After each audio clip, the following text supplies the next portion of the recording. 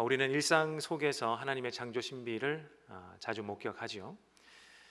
성도 여러분께서 우리 아이들을 키우실 때 처음 우리 아이가 사람 그림을 그릴 때를 기억하십니까? 처음에는 인지 능력이 미숙하니까 사람이라고 그리면 동그라미를 뭉뚱그려 그려놓거나 눈, 코, 입 정도만 이렇게 표시해 두는 때가 우리 아이들의 첫 그림 아닌가 싶습니다. 그런데 아이가 점점 자라면서 이 사람을 그릴 때 조금씩 더 섬세해지죠. 손가락도 5개 그리고 귀도 표현하고 또 코도 더 세밀하게 표현하기도 하고 눈썹도 그리기도 합니다. 머리카락까지 아주 구체적으로 사람의 구체적 표현들을 늘려가면서 사람을 그리기 시작하죠. 왜 이런 변화가 일어날까 생각해 보면 처음에는 이 아이의 눈에 볼 때 처음에는 그 사람이 하나의 덩어리로만 보였지 않았나 싶습니다. 그런데 이제 자세히 경험하고 또 여러 일들을 겪다 보니까 사람의 몸을 이루고 있는 이런 수많은 지체들이 하나씩 눈에 들어오기 때문에 이렇게 상세하게 점점 표현할 수 있게 되는 것 같습니다. 사람은 분명히 단 하나의 생명체이지만 동시에 수많은 부분들과 이 각 부분의 지체들이 모여서 하나를 이루고 있는 사실을 우리 아이들이 이제 자라면서 배우게 됩니다. 우리 모두도 그렇게 배우면서 컸습니다. 성도 여러분, 우리의 몸이 그렇습니다. 멀리서 보면 그저 한 사람, 하나의 몸이지만 가까이 가서 현미경을 들여다 보면서 보면 수많은 세포들이 모여 있고 그 수많은 세포들이 조직을 이루고 기관을 이루고 그래서 각 몸의 지체들을 이루게 되는 것입니다. 그 총합이 사람이 되는 거죠. 이 반대로 수많은 부분의 총합이라고 아주 복잡하게 얽혀 있는 것이 사람이라고 하지만 결코 떼어낼 수 없는 하나의 몸을 이루고 있다는 것도 불변의 진리죠. 오늘 사도 바울은 이 신비로운 사람의 몸을 비유로 듭니다. 그리고 비유로 들어서 교회가 무엇인지를 설명하고 있는 것이 오늘 본문의 말씀입니다. 오늘 본문이 말하는 교회의 핵심은 하나로 말하라 라고 하면 이것입니다. 교회는 그리스도, 예수 그리스도를 머리로 하는 결코 나눌 수 없는 하나의 몸이다. 사람의 몸이 많은 지체로 이루어져 있듯이 교회는 수많은 성도들로 이루어져 있습니다. 그리고 각 지체가 떼어낼 수 없는 한 몸인 것처럼 우리 역시 모든 성도들 역시 예수 그리스도 안에서 결코 뗄 수 없는 하나라는 사실입니다. 그렇다면 이 몸된 교회를 건강하게 세워가기 위해서 오늘 성령이 오늘 이 말씀을 통해 바울을 통해 우리에게 주시는 이 구체적인 교훈은 무엇인가? 3가지로 한번 생각해 보려고 합니다. 우리 첫 번째 교훈은 예수님의 몸을 이루는 각 지체인 이 성도들에게는 빠짐없이 모든 성도들에게 은사가 주어진다라는 사실입니다. 여러분, 교회를 이루는 성도 중에 은사를 받지 못한 사람이 단 한 명도 없습니다. 다시 말해 한 몸인 교회의 모든 지체에게는 빠짐없이 은사가 주어진다라는 이야기요. 우리 몸을 가만히 생각해 보십시다. 우리 몸 구석구석 아무런 기능도 하지 않고 노는 부분이 단 하나도 있습니까? 눈에 잘 보이지는 않는 아주 작은 속눈썹 내지는 우리 솜털 같은 이 털이라고 할지라도 각자의 기능, 작지만 각자의 기능이 다 있죠.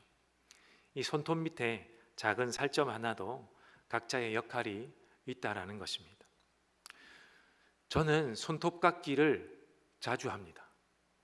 발톱은 자주 안 깎지만 손톱은 자주 깎습니다. 이게 버릇이 돼서 좀 짧아야 속이 시원해요.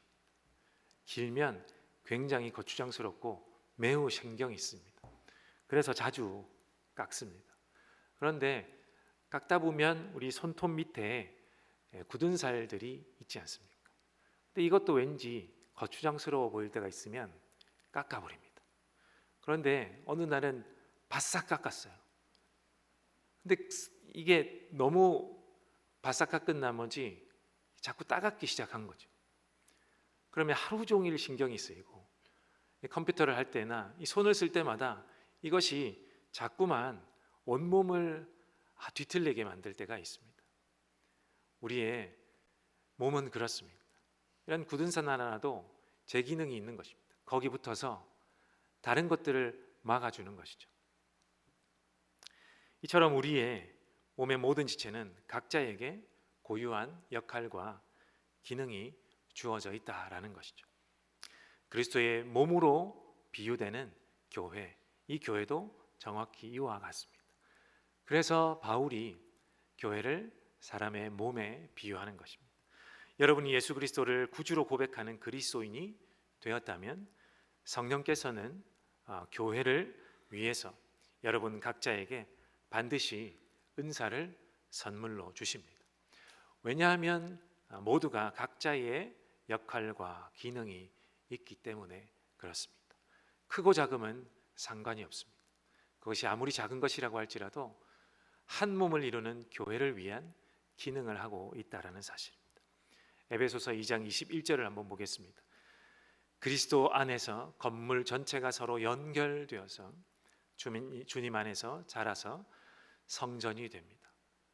이 에베소서도 말씀하죠. 그리스도 안에서 건물 전체가 서로 연결되어 있어서 각자의 역할이 있어서 연결되어 있다라는 이야기입니다. 아무도 빠질 수 없습니다. 연결되어 있기 때문에 빠진다 그러면 그 건물에 문제가 생긴다라는 것을 에베소서 2장 21절이 말하는 것입니다.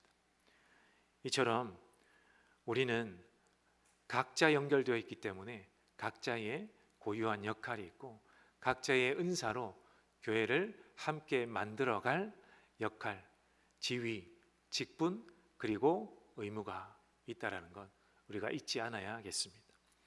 그런데 우리는 흔히 은사라고 하면 성경에 기록된 특별하고 신비로운 것들만 생각하기 쉽죠. 방언을 하거나 신유의 능력이 나타나거나 대단한 말씀의 지혜가 있는 것만 은사라고 여깁니다. 저희 아버지는 신앙이 그렇게 깊지는 않아요. 어머니가 30년 이상 아버지의 구원을 위해서 기도했습니다. 그래서 어느 날 갑자기 저한테 전화가 와서 아들, 나 교회 간다. 별로 감동이 되지 않았습니다. 언젠가는 갈 줄 알고 있었기 때문에 별로 감동이 되지는 않았어요. 그런데 때때로 전화가 와서 나 오늘 사도신경 100번 외웠다. 뭐 이런 이야기들을 합니다. 별로 감흥이 없었습니다. 그게 그렇게 깊은 신앙의 이야기로 들리지는 않았기 때문에 아버지께서 교회에 다니시기 전에 예수님을 믿기 전에는 아들 너는 개업 언제 하니? 창업 언제 하니? 이걸 물어보십니다. 교회 개척이라는 용어를 달리 표현하죠. 그 창업할 때는 조용기 목사처럼 신유의 은사가 있어야 돼. 그러면 사람들이 구름대처럼 몰려올 거야. 이런 말을 자주 했습니다. 한 귀로 듣고 한 귀로 흘렸습니다. 아버지에게는 그것이 성령의 은사, 교회를 다니는 사람이라면 정말 특별한 은사라고 여겼던 것 같습니다. 우리 또한 그렇게 생각하지는 않나 제가 여쭈어보는 것입니다. 그러나 이것만이 은사가 아닙니다. 사실 이런 것 받지 않아도 우리 성경에 나와 있는 이 특별한 은사라는 것 사실 받지 않아도 지금 교회를 섬기는데 지장이 없습니다. 왜냐하면 성경에 나오는 이 은사들은 당시 교회가 필요했던 은사들, 특별하게 요구했던 은사들, 그것이 있어야만 교회를 섬기는데 적합한 은사들이었기 때문에 그렇습니다. 그런데 이 수많은 역사가 지나오고 수많은 교회들이 생겨나고 수많은 그리스도인이 있는 지금의 상황은 또 다른 은사가 필요한 것이기 때문에 굳이 이런 은사가 아니라도 우리에게는 다른 은사들로 하나님이 채워주십니다. 그렇다고 이런 은사가 모두 이상하다라는 것은 아닙니다. 장 목사가 어디 가니까 설교하는데 절대 이런 은사 받지 말라고 하더라. 이렇게 생각하시면 안 됩니다. 우리에게는 각자 고유한 필요한 교회를 섬기기에 적합한 아니면 나의 성격에 맞는 이러한 은사들로 하나님이 모든 성도들에게 주신다는 이야기입니다. 주일에 조금 일찍 와서 예배 자리에 앉아서 우리 오늘 올 사람들 성도들을 위해서 기도하는 은사가 있을 수도 있습니다. 내 주변의 사람만 위해서 기도할 수도 있습니다. 2달에 한 번씩만 하더라도 꾸준히 우리 선한 울타리 보육원 섬김을 하시는 분들도 있습니다. 2달에 한 번이지만 정말 필요한 은사죠. 낙심한 성도의 이야기를 들어주는 것, 가르치려고 하지 않고 들려주려고 하는 사람도 있지 않습니까? 그것도 은사이죠. 보이지 않는 곳에서 교회 리더들을 위해서, 아픈 환우들을 위해서, 내가 꼭 필요한 성도들을 위해서 기도하는 은사. 티가 나지 않아도 그러한 것들을 이행하고 있는 성도들이 있다면 그것도 숨겨가며 하는 은사라고 할 수 있겠습니다. 이 모든 것이 교회를 세우기 위해서 주신 매우 소중한 은사들입니다.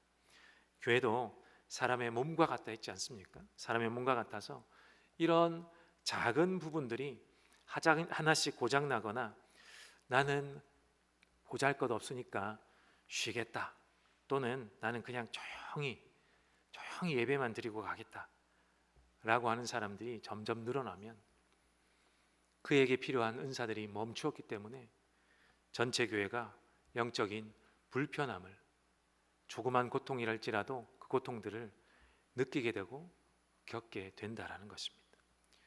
왜냐하면 오늘 말씀이 이야기하듯, 우리 앞서 에베소서의 말씀이 이야기하듯 교회는 모두 하나로 연결되어 있기 때문에 그렇습니다.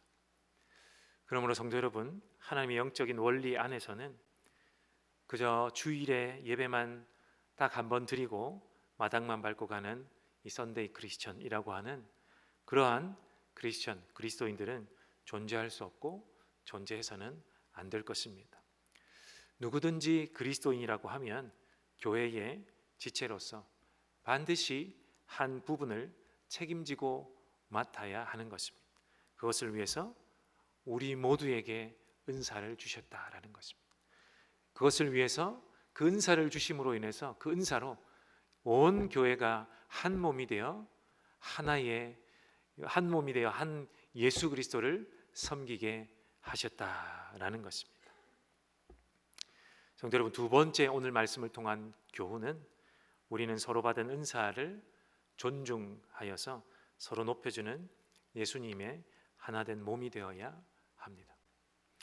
바울이 편지를 쓸 때 마음속에 가장 먼저 두고 기도했던 대상은 바로 고린도 교회였습니다. 고린도 교회는 우리가 아시다시피 참 문제가 많은 교회였죠.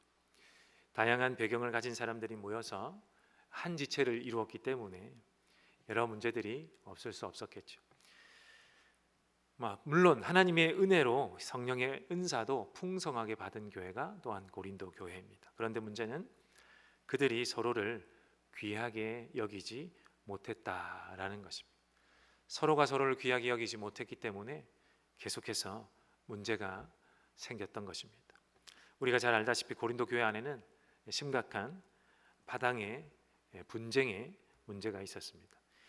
이 분쟁의 불씨는 놀랍게도 하나님이 교회를 위해서 선물로 주신 이 은사 때문에 더 커지게 되었습니다. 성도들이 은사를 서로 비교하기 시작한 것 때문에 그렇습니다. 서로 비교하다 보니 우월한 은사가 무엇인가, 첫째 되는 은사가 무엇인가, 말째 되는 은사가 무엇인가, 더 많은 은사를 받은 사람에게 모이는가 모이지 않는가, 이러한 것들로 서로를 비교하면서 파당짓기, 그것을 했던 것입니다. 교만한 것이죠. 교만하고 비성경적인 생각들이 교회 안에 이렇게 침투하여서 한 몸이었던 지체들이 서로를 배척하고 나뉘는 비극이 일어났던 교회가 바로 고린도 교회였습니다. 그래서 바울이 나서서 엄히 가르치는 것이죠. 그리스도의 몸된 교회 안에는 쓸모없는 부분이 없고 모든 지체가 모여야만 비로소 한 몸이 된다라는 것. 그것을 오늘 말씀을 통해서 강력하게 바울이 가르치고 있는 것입니다. 오히려 바울은 한 걸음 더 나아가서 22절과 23절에 이렇게 이야기합니다.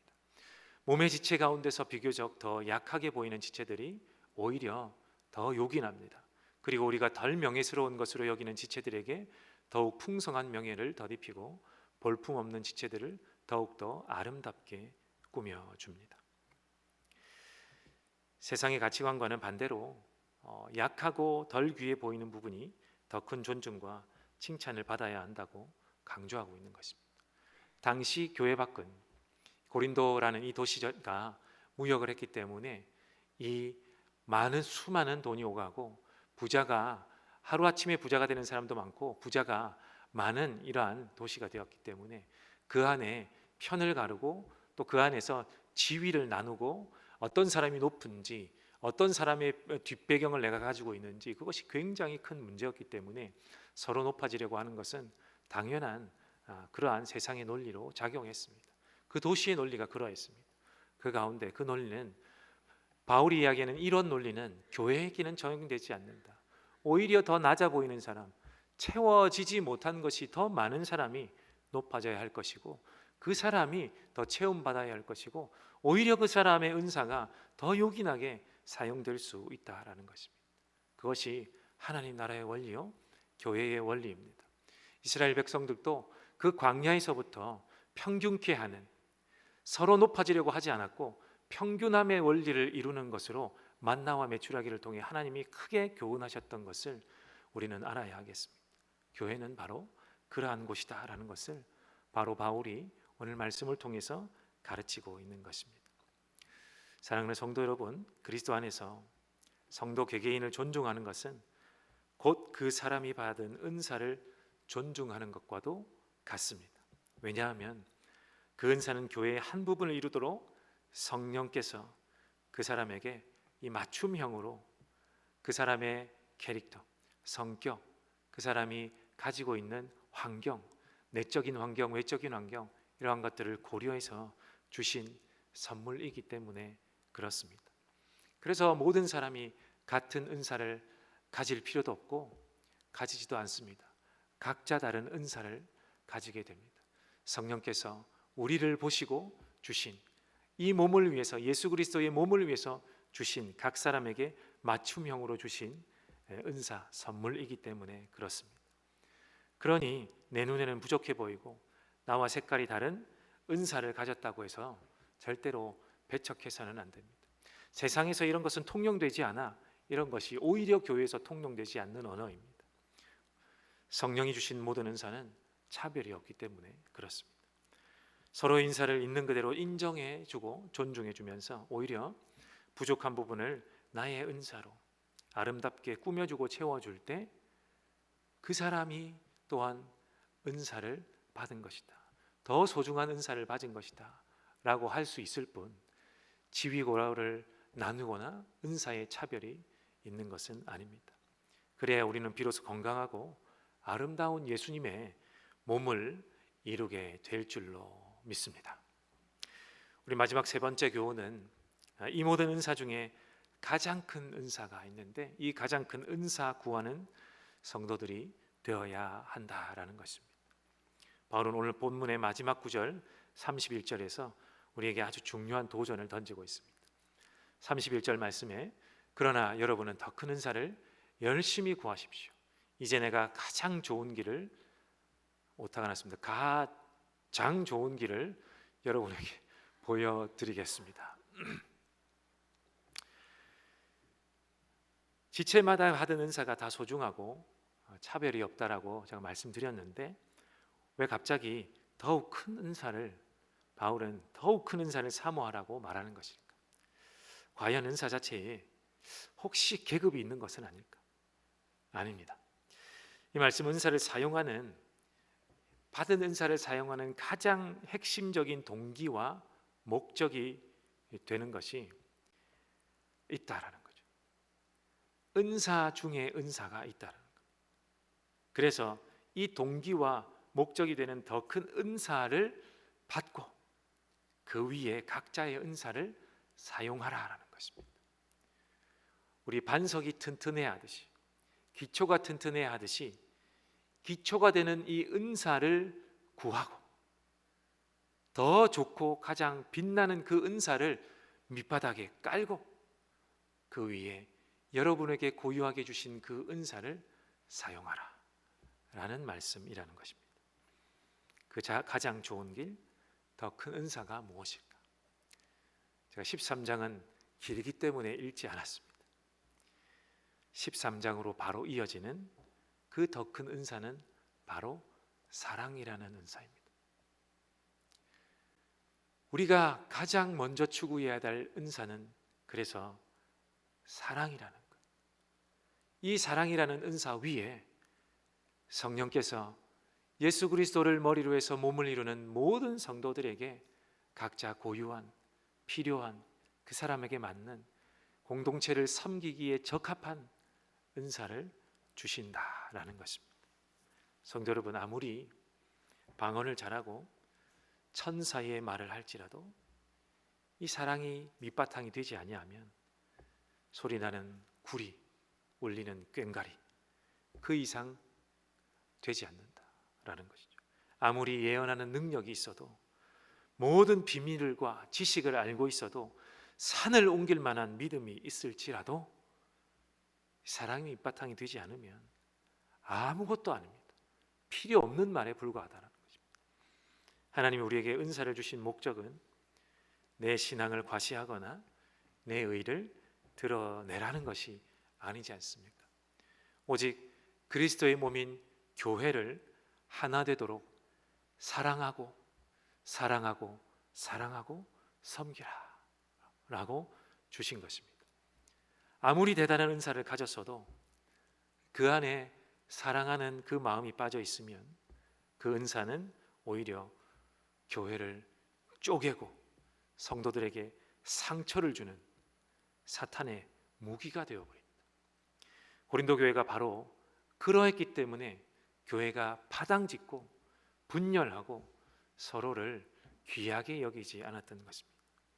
은사는 넘쳤지만 사랑이 없었기에 그 은사로 서로를 시기하고 질투하면서 교회를 오히려 병들게 만들었던 것이 고린도 교회의 현상이었습니다. 반면에 아무리 작고 남들의 눈에 띄지 않는 은사라고 할지라도 그 안에 예수 그리스도의 그 십자가 사랑이 녹아 있으면, 그 은사를 사용하는 그 사람에게 이 사랑이 녹아 있으면 그 은사는 사람을 살리는 기적과도 같은 은사가 됩니다. 또한 사랑으로 버무려진 은사만이 지체를 치유하고 지체를 올바르게 세울 수 있고 그 기능을, 떨어진 기능을 잘 수행할 수 있도록 이렇게 도와주는 그러한 은사가 됩니다. 그리하여 모든 지체가 제 기능을 발휘하게 만들면서 하나의 몸, 건강한 예수 그리스도의 하나의 몸이 되게 만든다라는 것, 오늘 바울이 우리에게 가르쳐 주는 가르침입니다. 그러므로 우리는 내 귀에 들리는 신비로운 음성이나 눈에 보이는 화려한 능력을 구하기 전에 하나님, 내 마음의 지체를 향한 뜨거운 사랑을 부어주십시오 라고 먼저 기도해야겠습니다. 성도 여러분, 가장 큰 은사인 사랑을 구하십시다. 그 사랑의 길을 걸어갈 때 우리가 가진 모든 은사는 비로소 그때야 영롱하게 빛나기 시작할 것입니다. 주중에 여러분이 잘 아시는 우리 교회 파송 선교사님을 식사의 자리에서 만났습니다. 선교사님은 함께하고 있는 그 현지 선교팀 내에서 이 선교의 생각이 다르고 또 각자 이 교단들이 다르고 배경들이 다르니까 각자 주장하는 바가 달라서 이 혼란을 겪고 있다고 이야기했습니다. 이 선교사님은 어떠한 오지라도 단 한 명이 살고 있더라도 그곳을 발견하면 더 열정이 불타올라서 함께 그곳에 오리든 심리든 왔다고 할지라도 그곳에 갑시다 라고 이야기한다고 합니다.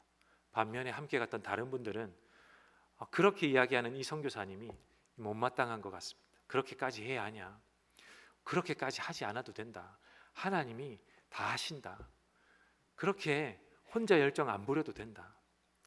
오히려 나는 이곳에 남아서 그냥 예배하면서 기도하겠다, 이렇게 이야기한다고 합니다. 다른 분은 그런 열정에 대해서 오히려 자제할 것을 이야기한다고 합니다. 또 때로는 각자가 배워왔고 믿어왔던 그 다른 신앙에 대한 이야기들도 늘어놓고, 꼭 그렇게 해야만 해, 그리스도인이라면, 선교사라면 꼭 그렇게 해야만 해 라고 이야기하기도 한다고 합니다. 그러니 목사님, 저는 신학을 공부한 선교사는 아니기 때문에 가서 이럴 때 혼란스럽다라고 이야기를 하더라고요. 성도 여러분, 우리도 이와 비슷한 일들을 교회 내에서 마주할 때 있지 않습니까? 내 주변에 있는 사람이 때로는 그러한 강요에 비슷한 말로 꼭 그렇게 해야 돼, 하나님을 믿는 사람이라면 이렇게 해야 돼, 교회라는 것은 말이야 꼭 이래야만 되는 것이야 라고 그렇게 다가올 때도 있죠.